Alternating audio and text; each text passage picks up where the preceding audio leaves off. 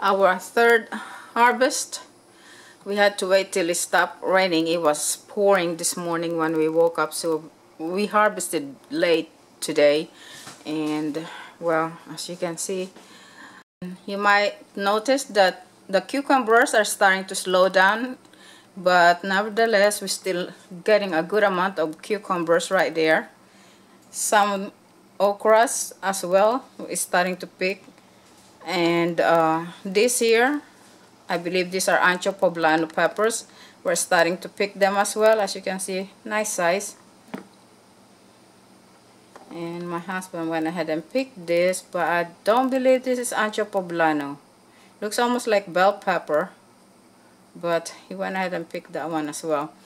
And as you can see, my tomatoes, they are not fully ripened from the vine yet. Some of them, well, like this one here, we actually picked that from the ground. This one fell off the vine.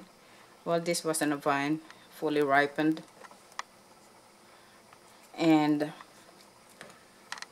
we have to start picking the tomatoes, otherwise I believe the squirrels will just have the day and the time of their life in my garden, just having fun, feasting on everything they could find.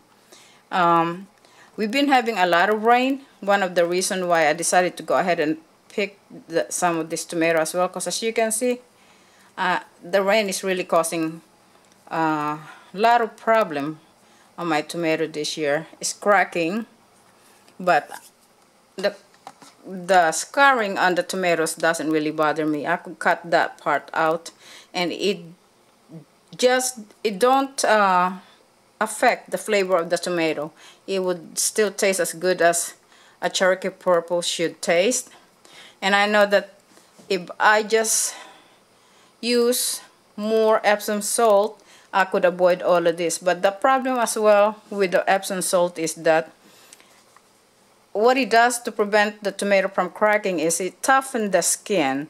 And if I want to eat my tomato fresh, just like as it is right here, like an apple or even on a salad, I don't like the texture of the skin to be a little chewy for my taste. I like it more tender. So I don't use too much Epsom salt on my tomatoes. And don't bother me. It's not too bad. So this one is still kind of really green, but that will ripen in no time at all. And over here, we're also starting to pick some of our other type of eggplants.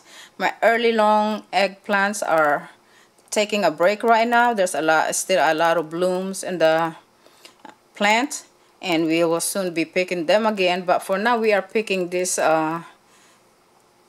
eggplant called Berenjena rosita. And as you can see why it's called rosita, because the color actually is almost got a tint and glow of pinkish tone. And over here you see that I'm also picking quite a good amount of bittermelon now, and the size of the bittermelon has improved, really improved a great deal. As you can see, very nice size bittermelon. Yep.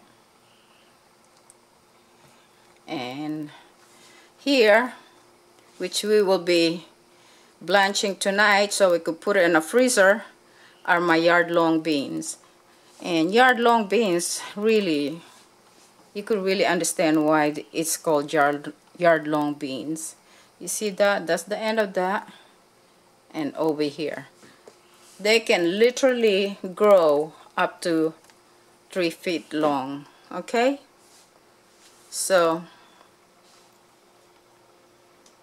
yard-long beans, Berenjena rosita eggplant, and bittermelon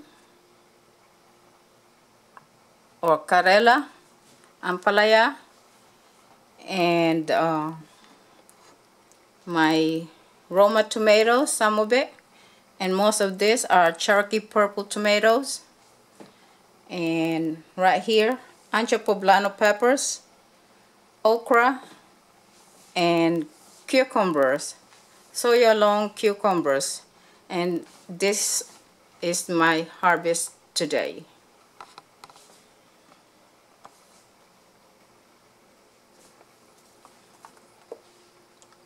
Back in there.